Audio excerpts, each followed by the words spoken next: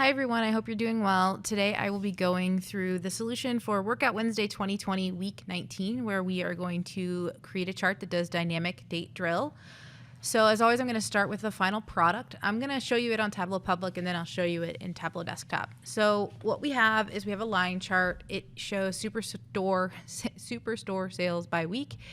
The instructions are pretty clear. Select weeks to drill to a daily view. So if you were to draw a box around a set of marks, two things are going to happen. So instead of the dates being by week as they were before, they are by day. You'll notice that the color of the line has changed. The chart has automatically filtered to the time period that we've selected. The average line has updated. There's a clear selection button. Their title has updated to say Superstore sales by day. Our time range is updated, and then some of this information is updated as well as the instructions here. So let me go ahead and do that one more time just to show you a little bit more clearly. So here I have 1/13/2019 sales by week. If I were to click on this, then I'm going to see the individual daily sales for that certain time period, and you're going to see everything adjust. One of the cool things about this challenge, as I was building it, I didn't anticipate doing this, but as I built it, I was thinking about the end user, our audience, or what they would want, is the ability to basically draw a box around a time period. And so in this one, you can see there's two sort of peaks, and then there's two that are in the valley. And I wanted them to be able to just draw a box where they sort of anticipated with a kind of a start and end date and still capture that data in the middle right there. So that's kind of the other functionality that we're going to walk through, and I thought was kind of important to include in this challenge was, if they draw a box, they shouldn't have to be extremely precise in how they're going to draw those, how they're going to do that. I mean, yes, I would love, ideally, if they were that precise, but we know that that's not always the case. So, just to kind of avoid them from getting into a trap and to probably provide the result that they anticipated, we were going to go ahead and build in that functionality. One thing you will notice about this is that animations are on. So this is actually, I think, a really good use case for animations where we are showing that there is sort of dynamic input from the end user, from the audience. We can see that it changes, it transitions into a different chart. The color, I think, helps as well to denote that we're looking at something different, as does the button, some of the color nuance in there. But I think that the animation itself, both when you drill and you change it, so to speak, and then when you go back, are both really good contextual elements for people that are looking at your visualizations. They can clearly see, okay, if I click on this, something happens, the trend changes, I'm expecting something different, it almost resets the view. So I thought this was a really nice kind of way to dip our toe into animation and see how we could utilize it with a visualization. Okay, so let's go ahead and get started. So I'm going to start with the solution and walk through the calculations. I've been doing that for a while now, and I think it's probably more effective than building from scratch. So I'm going to show you kind of the evolution of how I would start things, and then I will build out the calculations, or we'll go through the calculations as we explore how it's done. So I'm going to start with just building another line chart. One thing I said in my requirements, let me go ahead and unhide all these sheets, is that I wanted you to limit the dates to the last, I think I said 52, but it was truly 53 weeks. I built out an overall date filter. That overall date filter is dead simple. I said you could hard code it. I hard coded it. I'm hard coding it just for the sake of we're working with weekly data. I don't want any truncated weeks to show up in our visualizations. This is static data, so I figured let's just have a time bucket of data. Doesn't really matter. I wouldn't necessarily recommend this for doing this for work or anything like that, but this works well for the data set that we have. So that's kind of the first step in this, is to add an overall date filter. I've put it on my filter shelf and added it to context. I've added it as a context filter because we're going to be using some level of detail expressions later on down the road, and we don't want that filter, if it were to be a dimension instead, if it were to be a blue pill instead of context on gray, to impact some of our level of detail expressions. Okay, so I'm going to start with just showing what we're kind of looking for. Let me go ahead and put sales and do by week, and I will go ahead and add that overall date filter again. I'm going to go ahead and make it true, and we'll add it to context. So here's kind of the start, and then the goal, like I've said, is if you were to select certain areas, instead of showing the week, it would show the day. So it's similar to the drill, and this is kind of the functionality that I'm imagining, but instead of clicking the hierarchical drill for a day, and you can see it's expanding to the entire day, we're basically going to just pick a period, and then we're going to drill into that specific period.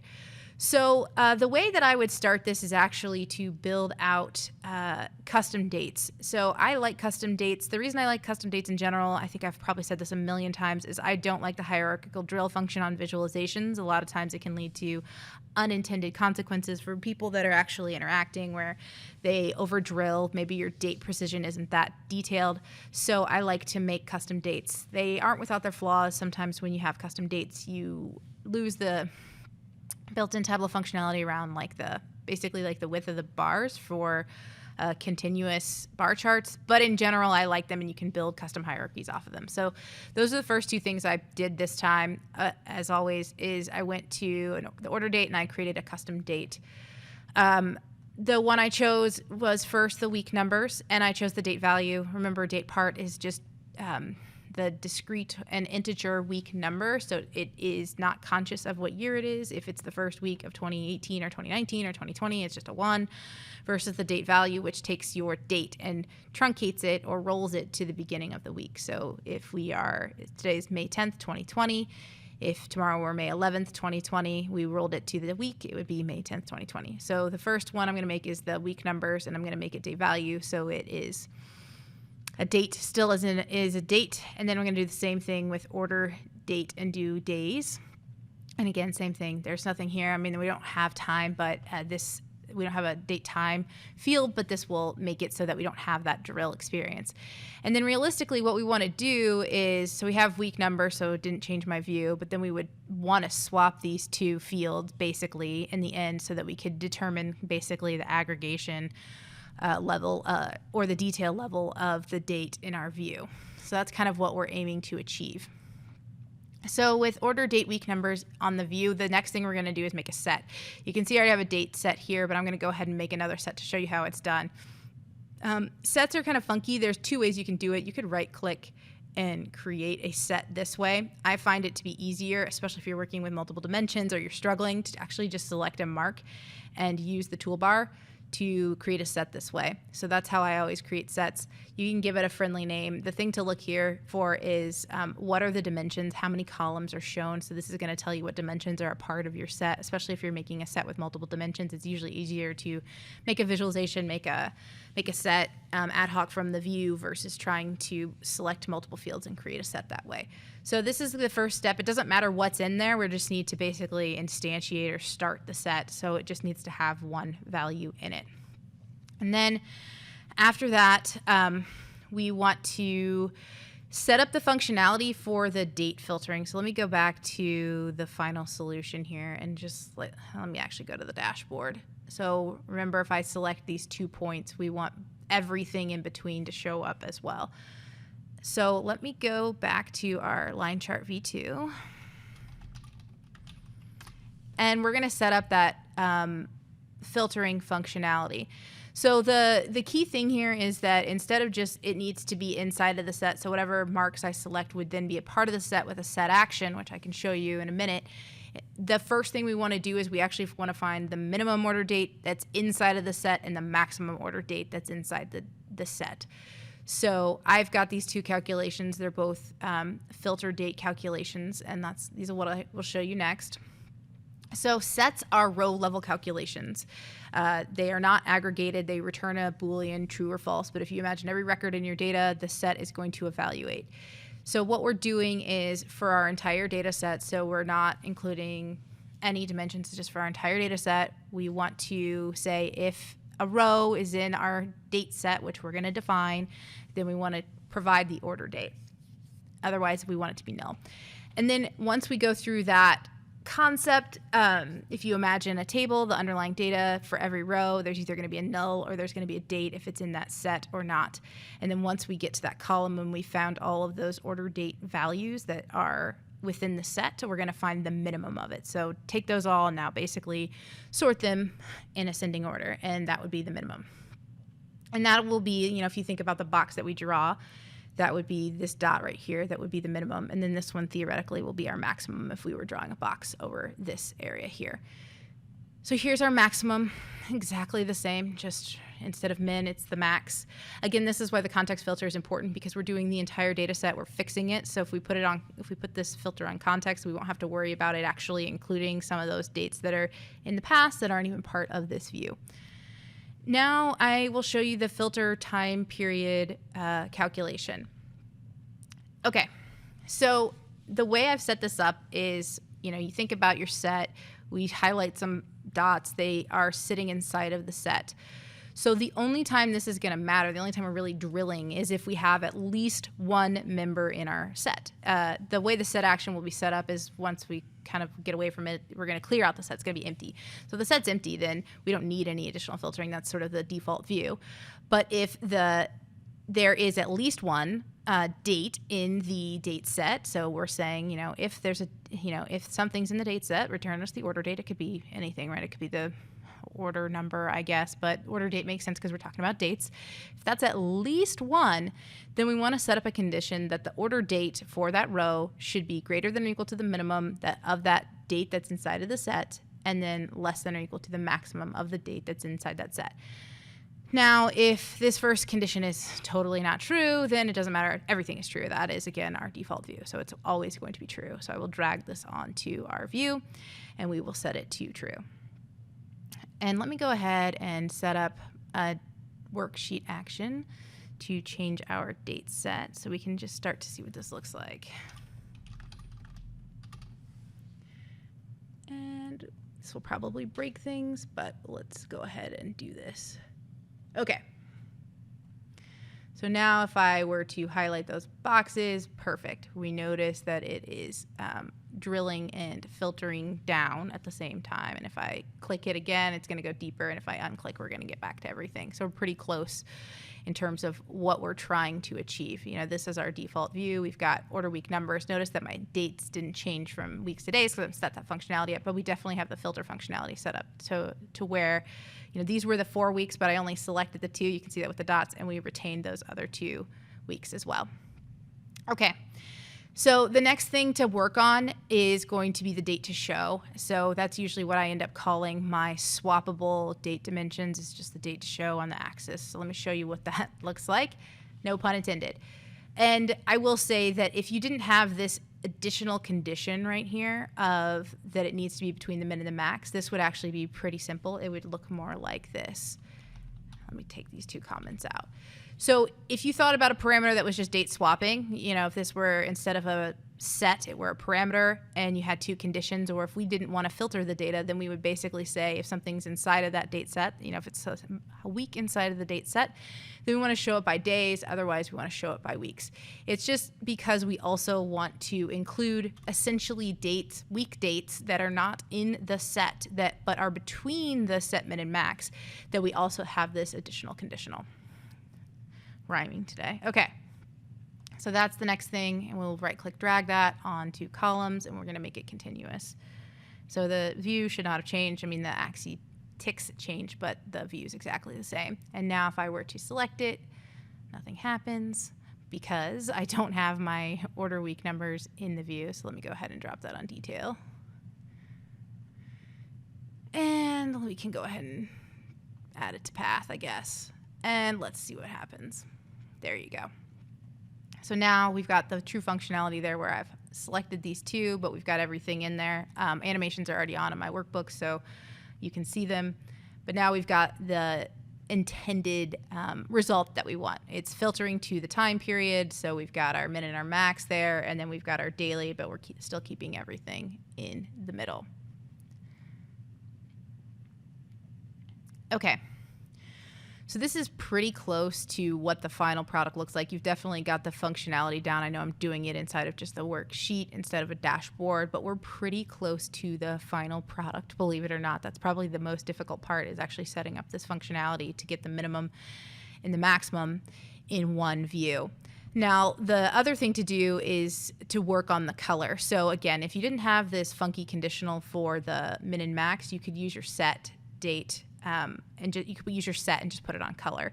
This is exactly probably really demonstrative of what's happening. So the gray are items that were still in our view. We still want to see them, but they're not a part of that set. So if we just were to put the set on color, it's going to break the way the line chart actually colors itself. And that's not what we want. And so you can actually tell that when I did this originally, I went through and I picked that purple color and I had it in the set.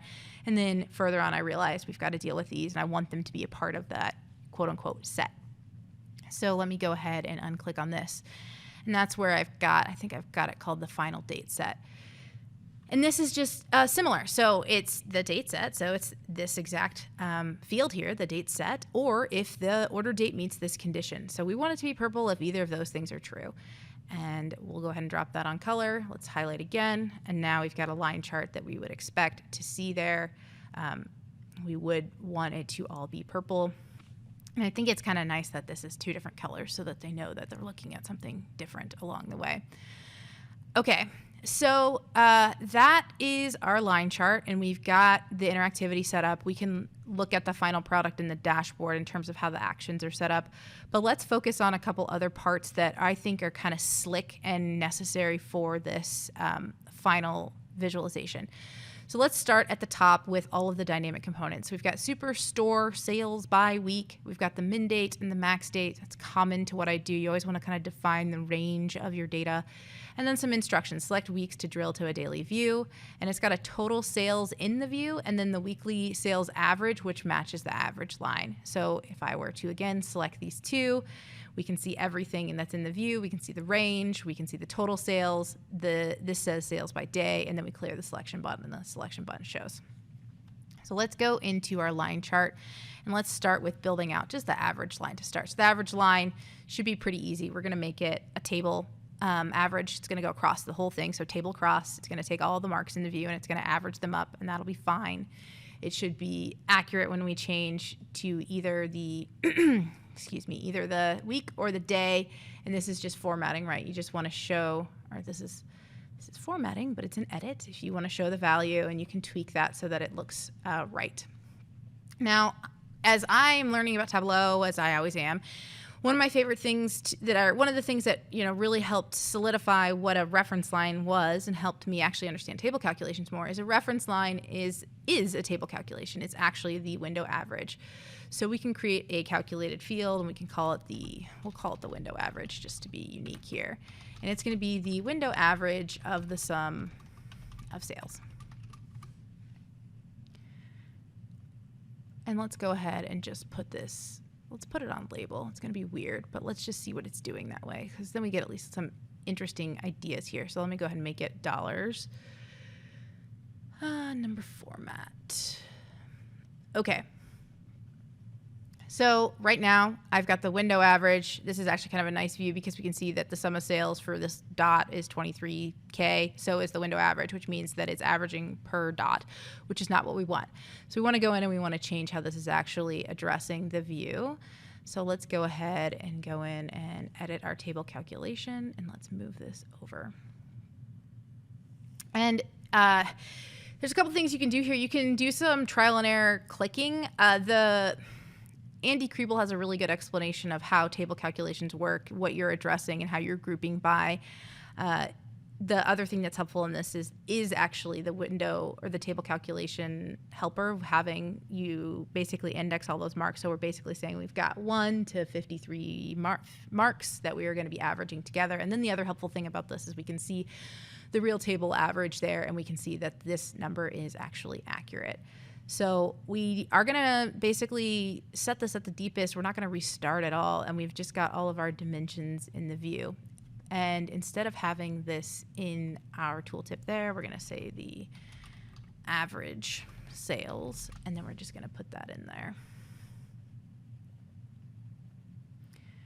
And then we can take this off of label and just put it on detail. I definitely think you should test these before you put them in the title, because as soon as you change how they address with the table calculation, let's see if I can show you. Let's do by cell. It's going to break that. So I would play around with it in the tooltip or the label before you actually put it in the title. So there is the average sales, and that should change as we actually select different marks. So perfect. The numbers match. Let me click on another one, and we will unclick. Okay. And then the same thing with the total. the total, window total, we'll call it, is just the total sum of sales. Let's go through the same process. Let's go ahead and make it some money and put it on label. Oh, this one looks like it might actually already be right. And I can tell it's right because the sum of sales down here at the bottom, 754,000. So no need to do anything here. So let's go ahead and put total sales. And I know this isn't right to what the final result is, but that's okay because we're basically trying to just get the technical components in here. And then same thing, you can put this back on detail, and then let's go ahead and check it. All right, 52,000, 52,000 looks good. And we'll get back to our default view. Okay, so we've got our sleek numbers here, and the next thing is really probably the dynamic title at the top and the dynamic instructions. So you can see I've got both the dynamic title text, which if you look at it, it's going to be a shocking repeat of everything we have. It's that same condition. If there's at least one member in the set, then we're showing sales by day. Otherwise, we're showing sales by week.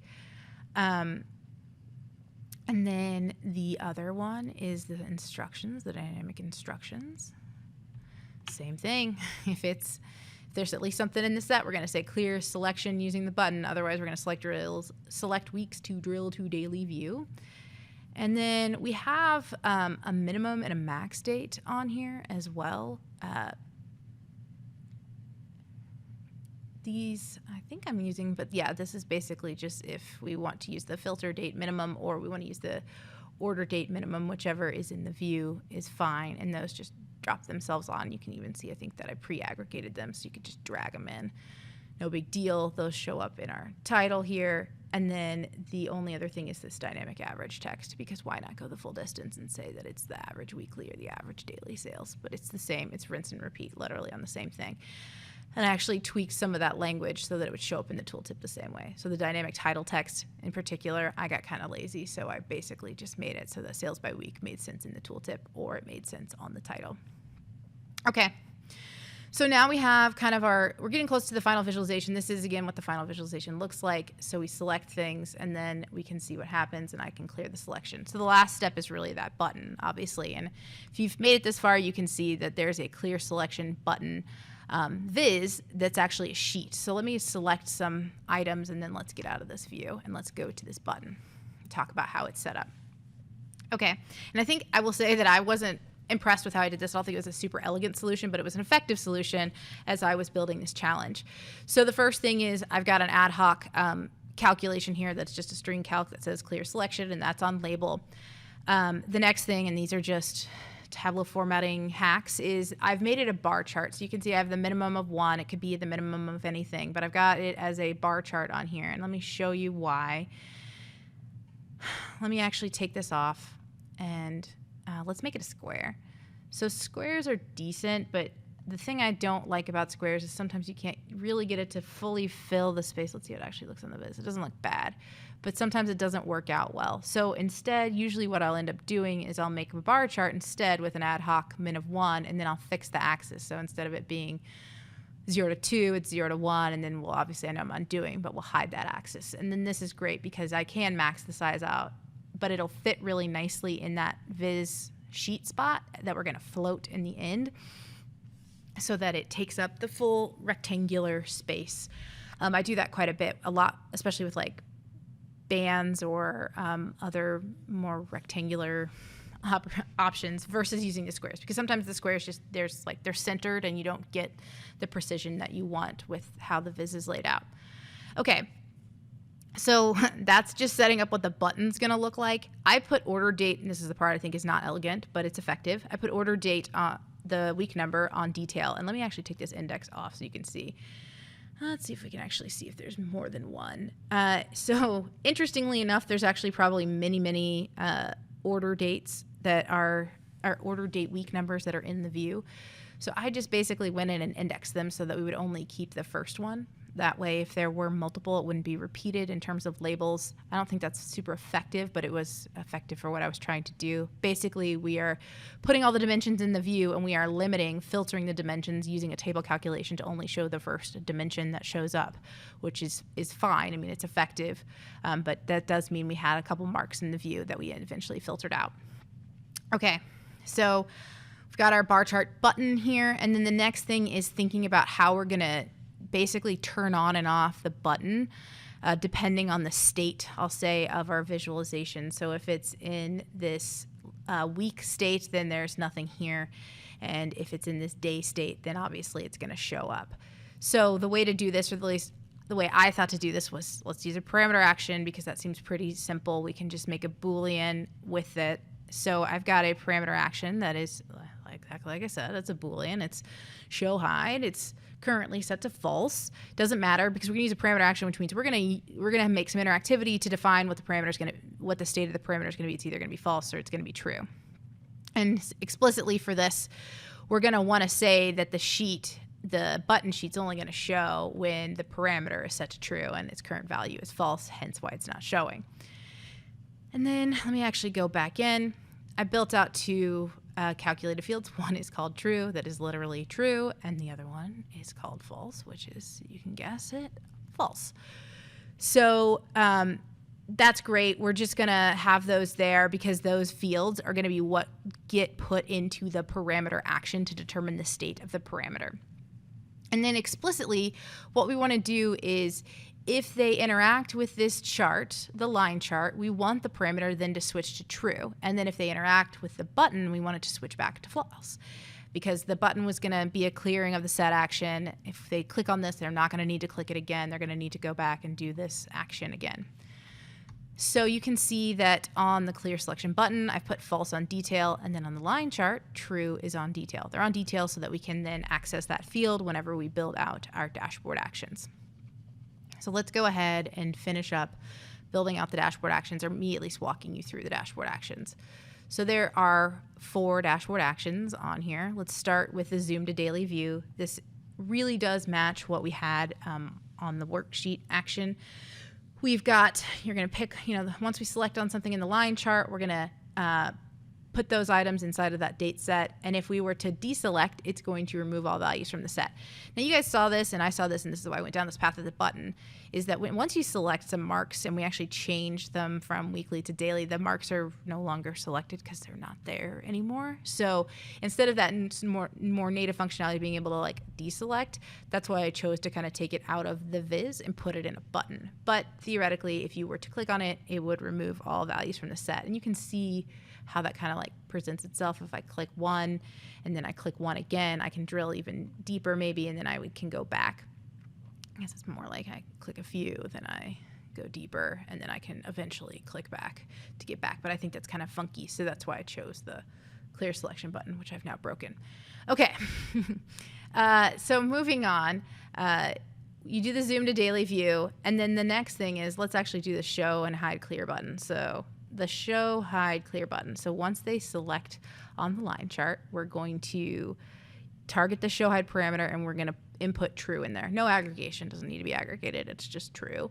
And that's going to be on select. And then let's make sure this didn't break, and let's show you again. Perfect. So now we've selected the parameter, the field true is being shoved into the parameter dynamically. So now it's set to true. So this is actually going to show up, which is great. And then again, the inverse for the hide. So if we look at the hide clear, we're going to do the same thing. As soon as you select, you click on the clear selection button, we're going to shove false into the parameter, and it's going to automatically hide itself.